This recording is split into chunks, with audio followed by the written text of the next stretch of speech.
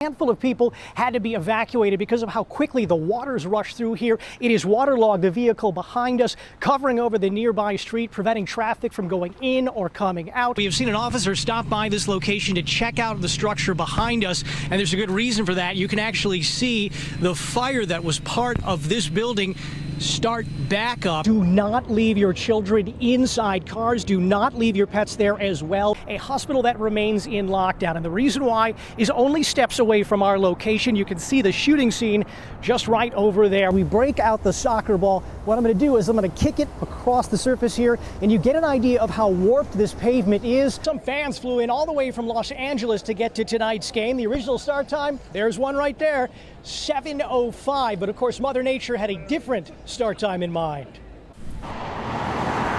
On Wednesday, Calhoun and 103rd was moving, with the exception Pamela Watkins. He stopped me for speeding. She had to pull over. It's like, oh man, coming down 103rd. The Chicago firefighter was in uniform, on her way to work, and felt something wasn't right. Separate officer may have felt it too, stopping his squad to talk to her. I didn't get out until the other officer who pulled up alongside of me gave me permission. That's when the officer behind me got out, his hand on his gun. Get in the car! Get in the car! You feared for your life? I did. Watkins says the verbal abuse, Get in the car! Get back in the car! turned physical. He's like, this is where the door slammed. He didn't care that your foot was in the way. No, and then he did it a second time. She's wearing bandages rather than a cast. Her heavy work boots lessened the impact. This is what saved. Should this cop be on the streets? No. She would know. For more than 16 years, Watkins was a Chicago police officer who also pulled over cars. I work with some really great police officers. According to the Citizens Police Data Project, the veteran officer in question received at least 17 complaints and was disciplined at least once since 2011. We all are not bad. We all do not condone this behavior. This week, Watkins received a ticket, an injured foot, and word her case is under investigation. IPRA has contacted me. And a spokeswoman for IPRA confirming tonight there is an independent investigation. That includes a review of video from the stop. Large hot chocolate? If this is how you start your day, if these kinds of beans are part of your normal routines, consider for a moment This is not normal. when a calming cup of coffee seems so far out of reach. It's hard to be here.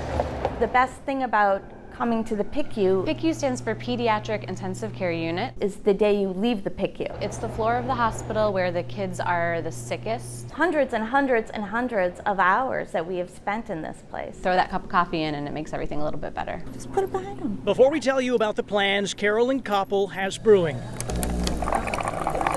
you'll need to know about her son, Aaron Cobb. He has braces on his feet. He doesn't communicate. It's a rare metabolic genetic disorder. Through the years, Aaron has undergone more than a dozen procedures, his health struggles sometimes surfacing at night with his mom and family members at times, struggling to stay awake, Cafe au lait? but too worried to go far enough to get a needed cup of caffeine. What if your child is in a critical stage and you don't want to leave the floor? Sometimes they're just too scared to go. And that's when an idea began to percolate. Well, why can't I write Keurig? Corporate donation and hospital permission eventually served up Aaron's Coffee Corner.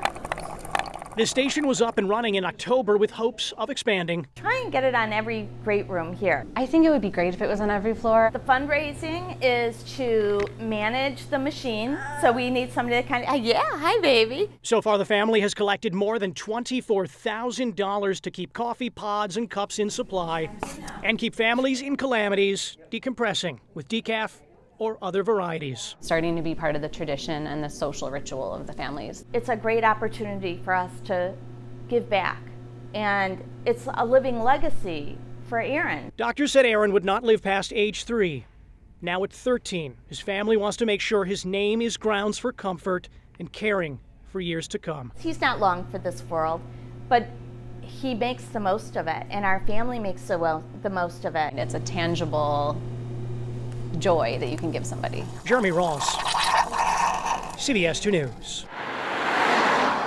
The traditional traffic at Lombard and Roosevelt nearly turned fatal. A man finished helping his mom at Oak Park's Associated Tire and Battery. Locked the work keys up in the door. Shortly after, his memory faded into nothingness. It was extremely scary. Matt Creedon awoke at Loyola University Medical Center 2 days later. Some lung problems. Looks like I broke my pelvis. I had to have emergency open heart surgery. I've ripped off a good bit of my head over here. How emotional is just even talking about this?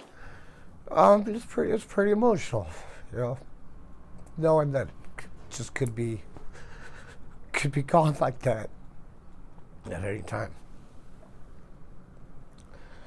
You know, just getting off of work, going about your business. Creedon believes the impact from the hit and run here shattered his short-term memory. Friends and family helped to piece his fragmented recall together, allowing him to describe a black SUV hitting him around 5:30 Thursday afternoon. There's no reason I should be alive right now, talking to you. You were left for dead on that road, I was dead. and no one pulled over. No, I guess people were just driving by me. I was in a medically induced coma. The collision may have broken his body, Flatlined for a little while. but it failed to break his sense of humor. It's gonna take more to kill me. You look pretty good for a dead man. Thank you. You don't look too bad yourself. He says after months of physical therapy, he'll be back to normal. I have a breathing doctor. I have a heart doctor. But the care is extensive, and the person responsible should be held accountable. Hopefully that, like, you know, they at least have insurance because I don't. Just to have the common human decency to pull over and make sure I'm alive. And that's really all I could ask. Who would do something like that? I don't know. I couldn't do it. We reached out to local police for updates and comments on this story. Our messages were not returned. If you have any additional information on this crime, you're asked to call the Oak Park Police Department. Right now at 6:30, a violent holiday weekend in Chicago claims the life of a 7-year-old boy. Plus, we're taking a look at some of the 4th of July celebrations held around the area. And what a long, strange trip it's been. The Grateful Dead play their final show at Soldier Field this evening. Good morning to everyone out there. I'm Jeremy Ross alongside Mary Kay Kleiss. Thank you for sharing your morning with us. If you have any coffee to share as well, we could probably use that too. New this morning, a 7-year-old boy returning from a 4th of July celebration is shot and killed in Humboldt Park. Police say he and another victim were standing on the sidewalk near Harding and Thomas just before midnight when shots were fired. The boy was hit in the chest. Paramedics rushed him to Stroger Hospital, where he later died. The other victim, a 26-year-old woman, was also taken to Stroger in stable condition. Police believe the victims were not targeted. So far, no one is in custody. A 14-year-old boy is dead after a fight on Facebook transitions into real-life violence. The Wisconsin teen died after he was shot Friday night. Police say the boy and a group of friends had an argument on Facebook with another group of people over a girl. The two groups met up at a fireworks show. That is when someone fired a barrage of 8 or 9 shots. Police continue to search for suspects. Rescuers in China scrambled to find people trapped during an earthquake, even as the ground was still shaking. Surveillance video shows a group of soldiers running for the door after a 6.5 magnitude quake in far western China Friday. Many arrived at the hardest hit areas within minutes. At least 6 people were killed and dozens more were injured. Time right now, 5:13. Mary Kay, finally seeing summer weather. Get this, during summer. I know, right? Wait, whoa. Let's take a look at what's going on behind me. These serious flames in the boardwalk in Atlantic City. This fire reportedly broke out at a 4th of July celebration while the boardwalk was lined with visitors. Fortunately, no reports of any injuries. For people who have difficulty making toast, like myself, this is actually a pretty good way to go. No cooking required. And of course, both these things are non-fat, right? Of course, no calories. And fresh strawberry scones, which are my favorite. I've tried making scones before. Oh, how did that go? It did not go well. It did not go well.